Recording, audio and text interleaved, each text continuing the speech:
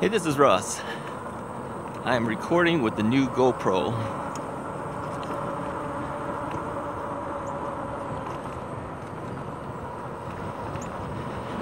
Now the GoPro is not really new. This is the Hero 9 that I'm using. I talked about returning this camera because of all the negative things I've read and seen on YouTube about it. Camera freezing up, menus not moving fast enough, etc., etc.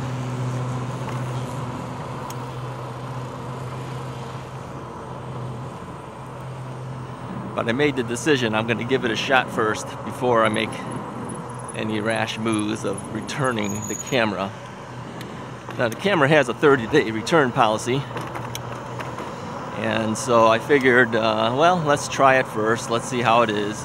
So far, it doesn't have any glitches that I would say is a real negative. But that doesn't mean anything. I mean, this camera can still freeze up in the middle of a recording. So, I went out earlier today, did a recording, went back home, took a look at the footage to see what things I might need to consider doing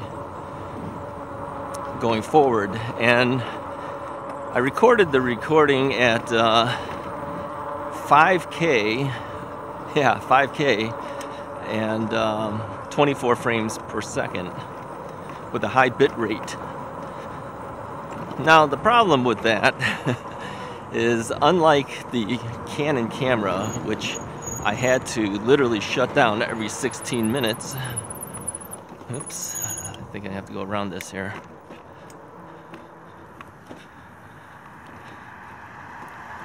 Sorry.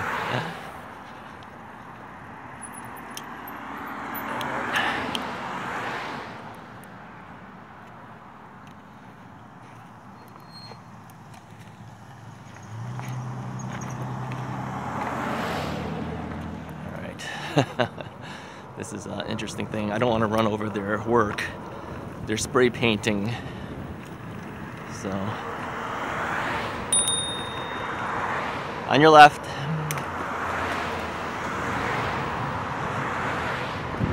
Yeah, they were spray painting stop marks on the sidewalk. What was I saying? Let me pass these people up first, and then I'll tell you in a second here.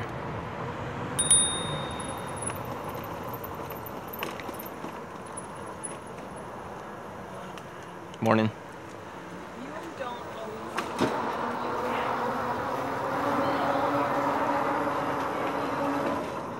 So, anyways, let's move through here. Yeah, I was recording at 5K. And 24 frames per second, and whereas the Canon camera required me to shut down the camera every 16 minutes and restart it so it doesn't overheat the sensor, the GoPro doesn't do that. But here's what it does do. It segments the video every, what is it, every 4 gigabytes? Every 5 gigabytes? I think it's every 4 gigabytes. So in other words, it cuts your video up into multiple segments. And the reason for that is compatibility, because it uses FAT32 file allocation table, which is an old standard, but it is the most compatible standard. So if you record a long video,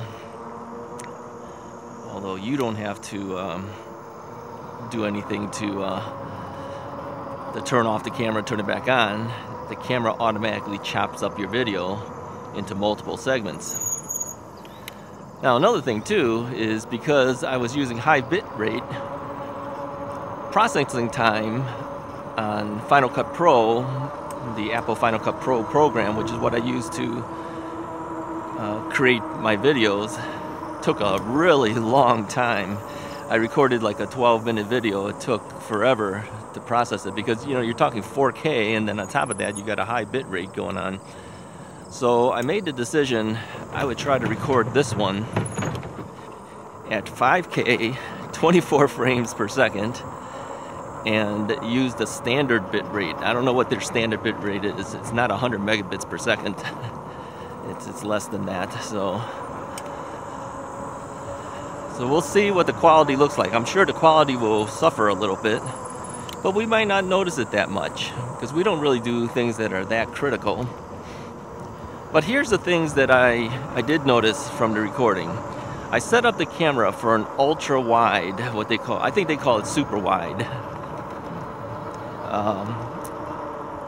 So that now you should be able to see my hands, see? You might even see the display screen on my bike. I angled it a little bit further down than I did the first time, hoping that that would give you a view of my display screen. By the way, we're at 2,093 miles. We'll probably break 2,100 miles today.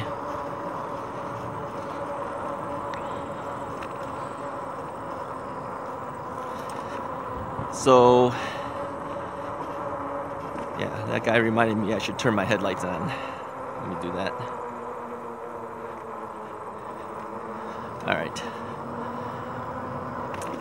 Yeah, I mean, we're in bright sunlight, but we have the headlights on because that way other people can see you coming. And of course, the rear tail light is also lit up.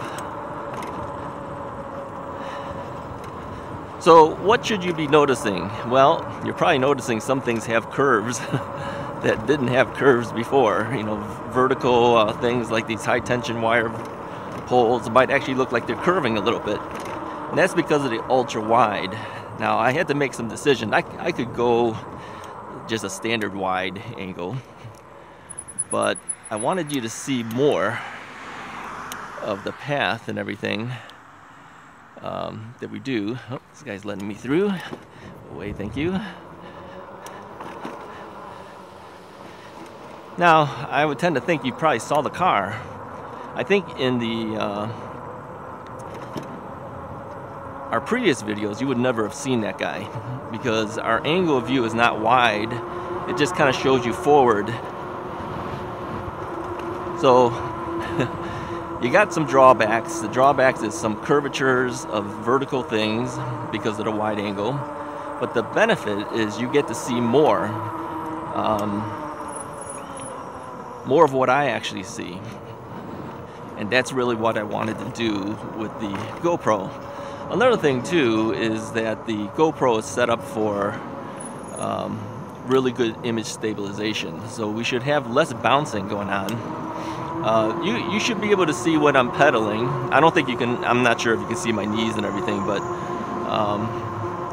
you might be able to tell when I'm pedaling. And if I'm throttling, you'll see me hit the throttle on my right hand with my thumb. Okay, so you're gonna get to know how I typically ride. So like I take that curve there, I'll throttle up through the curve to give me a little bit more push. And then I'll start pedaling again. And of course, if I get tired, I'll just stop pedaling and just throttle. So you're gonna get to see all that stuff. And if I angled it right this time, I'm hoping I did, you should see my display screen for the bike. So you'll know how fast I'm actually going and what our mileage is and what my pedal assist level is at any given time. So these are the benefits I'm hoping to give to you. So how much was this GoPro? You know, their site is so confusing. I saw it on sale for Labor Day, and what it included was the GoPro Hero 9 Black. You get a what they call a free subscription, which it's not really free. They still charge you $50 for it. Okay, $49.99 for a 1-year subscription to their cloud service. I'm never going to really use that. Never. But you have no choice. You have to buy it in order to get the discounts. So where they're saying they're giving you a discount on the camera, they're really not. They're just giving you free cloud service for a year and charging you the price for the camera. Still, it was cheaper than buying it from B&H Photo. So I bought it directly from GoPro. But what I also got, oh, and I also bought a 64 gigabyte memory card. We'll talk about that in a second. All right, I got to go up this hill. So I'm going to pump this thing up to level 5 and start pedaling because we got to get up this hard hill. So I bought a memory card, and then they also gave me a free second battery with a battery charger. Now that typically is about a $50 item. That's really the big freebie that you're getting. So you're thinking you're getting all this discounts. It's really, you're getting the battery charger and an extra battery for the price. Otherwise I could have bought it on B&H. And of course they charge you tax. Now it's confusing how they figure out their tax, because the tax here in Illinois is 10%, but when I calculated out how they charged it, it's a lot more than 10%. I don't know what the percentage was, but it was way high. Ultimately, even with their weird calculation of taxes, maybe they're charging tax for the free things that they're giving. It still came out cheaper than buying it from B&H. So I'm not complaining. But the weird part is on my credit card bill, I noticed that there was multiple charges. The subscription is charged separately. The camera was charged one price. Then I had a pending charge of another camera. Yeah, another, I don't know, 360 something or something dollars, 369 or I don't know, something like that. And then a couple of discounted charges that they had some negative numbers on it. And then all in all, after several days of looking at my billing, they finally ended up getting it right. I don't know why. I've never seen that happen before, where there's partial charges, removed charges, wrong charges, and then at the end of the day, after what's been like 3 days now, at the end of the day, it came out to the proper dollar amount. I think it was like $414 and something cents. Still with the higher tax amount. Okay. So I don't understand them. And I told you guys the story where I called the very next day, less than 24 hours, to try to cancel the order, and they said they couldn't do it because it was already in the shipping dock. That makes no sense that they can't just pull it. So I'm giving it a shot. This time I'm recording it with a lower bit rate, hoping that the processing time will be less. I'm pretty much sure it will. And then rather than it segmenting it I think it was every 5 minutes and something seconds, it created another file. It should create the second file, the next file at a longer time period. So it'll be less of these files. The audio is still not the greatest. I mean, I put some of the those dead cat windscreens that I bought. I put that on the 2 microphone openings. I'm gonna have to cross this here first.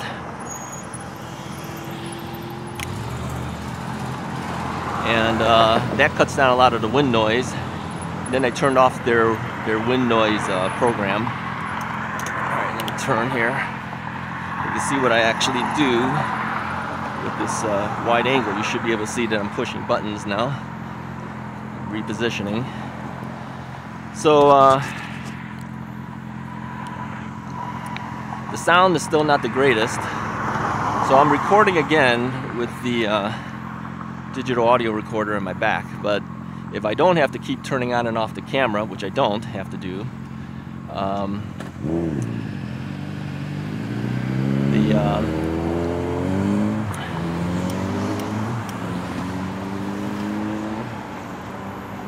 my life becomes easier because I don't have to deal with the on and off of the digital recorder. I could just let it run the entire time. But here's the problem, and I won't know this until I go into editing for this video. because it segments the video, I can't synchronize the audio to the video if it's multiple videos to one audio track. Does that make any sense? But here's what I've realized. I may run out of memory card. In fact, if this thing runs out and there's no ending, no true ending to this video, you know I ran out of the memory card, because the file sizes are so large, you know, at 4K. Oh, did I say 5K? I'm recording at 4K, not 5K, 4K at 24 frames per second. Now this camera does have 5K.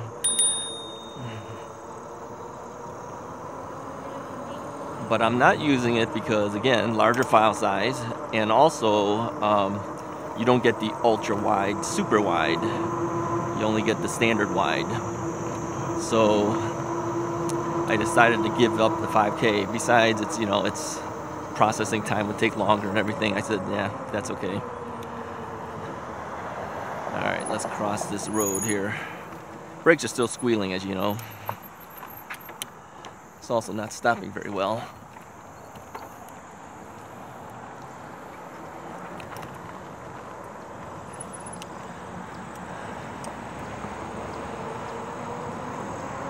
My original intent was to go out to Bussy Woods after that first ride, but I'm anxious to see what this looks like, and I have a feeling I'm going to run out of memory card anyways. So I figured let's just do the 3-mile circular path and hope for the best.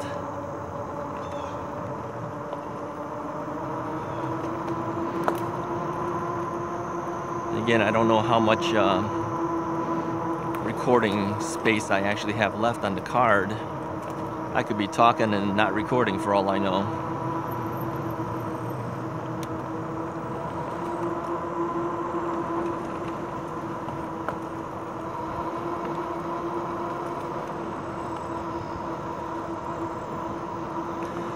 So you're gonna get to see whether my experiment is good or not good today.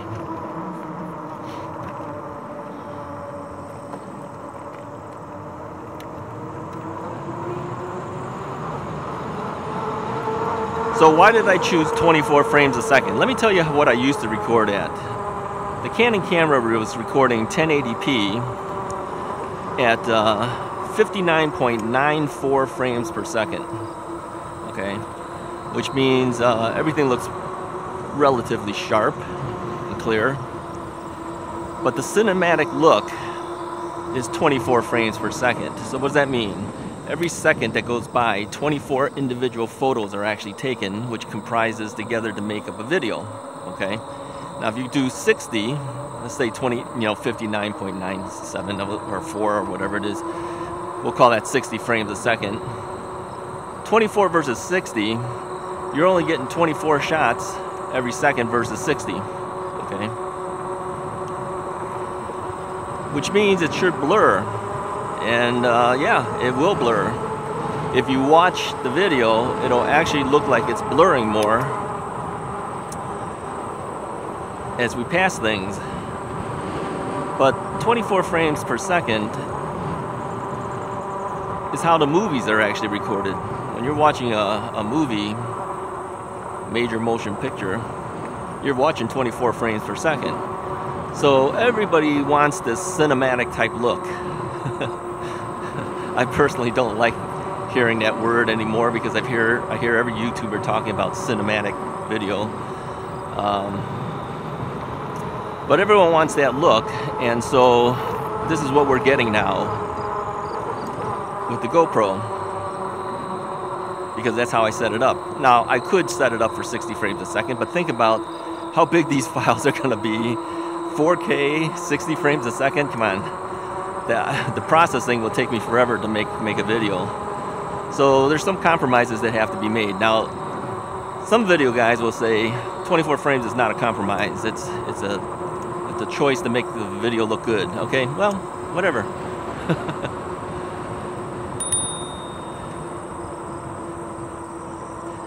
Some people prefer to see it that way. Other people prefer to see it sharper. Whatever. it looked okay to me, and it's a little, I have to kind of get used to it because I'm used to seeing it another way.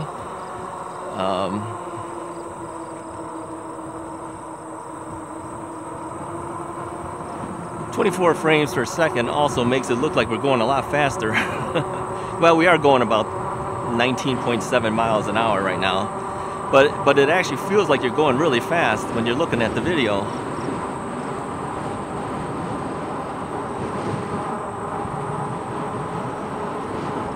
So I'm going to take us through once through on this path, and then I'm going to shut us down. I'm not going to go all the way until the end because I have a feeling the memory card is not going to make it if it hasn't already shut off already. Yeah, I'm going to need to buy a bigger card. I think I will buy a 256 gigabyte card. I have a 64 gigabyte card in there right now. So if I go the other one, I have 4 times the amount of space. And the battery issue is not the issue, because we've got 2 batteries. It's going to be the memory card that's going to be the issue.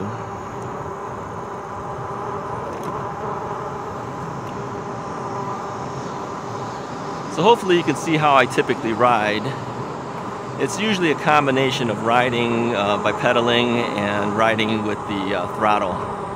Now, keeping your hand on this thing forever, your hand starts going numb. It's kind of fallen asleep already. So at times I will just do a little bit of exercise just to keep my blood flowing on the hand. It's always the right hand more so than the left hand because you're dealing with the throttle. Oh, and by the way, this thing here does not come with the Rad Rover. Got this off of one of the guys on the Rad Power Bikes Owners Community Facebook group. His name is Kevin Fitzpatrick, I believe. So if you join that group, look him up and buy some of his products. These things are 3D printed. And he has battery covers too. So if you have a Rad Power Bike, you want to put a cover over the terminals of your battery when you take the battery off the cradle. There's battery covers and cradle covers. Very reasonably priced. Good guy. I ordered twice from him. I ordered the battery thing, and then I also ordered the throttle, thumb throttle. The thumb throttle makes it a lot easier for me because I can just rest my hand here, and when I need it, I push down.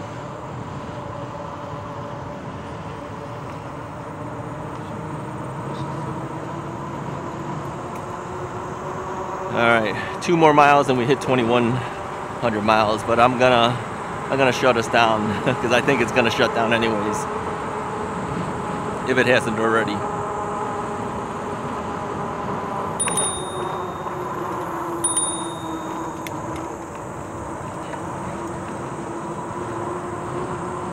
Yeah, always give a warning in advance. If they haven't moved, hit them with the bell a second time.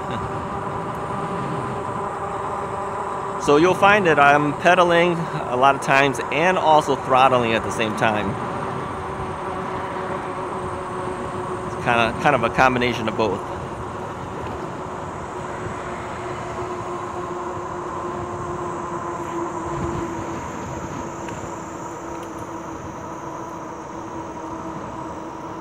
I think that was the rollerblader we passed before. Alright, anyways, if you like this video, go ahead and hit the like button, hit the subscribe button, and let me know what you think about the GoPro look. Because I think that's what we're going to be doing going forward. I'll talk to you guys next time.